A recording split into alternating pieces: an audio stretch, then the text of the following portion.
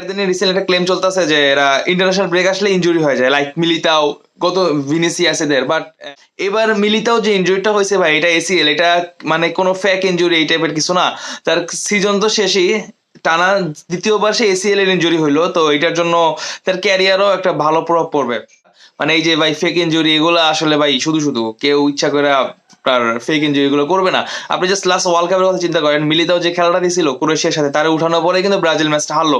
তো এই fake injury এগুলো ক্লেম দেওয়ার কোনো মানে নাই। মিলিতাও বাদ দিয়ে আমি, রদ্রিগো ইনজুরি হইলো। রদ্রিগো গত ইন্টারন্যাশনাল ব্রেকটা খেলছে, এবারে খেলতে পারবে না, জানুয়ারির আগে সে ফিরতে পারবে না, মানে পুরো যাচ্ছে তাই অবস্থা।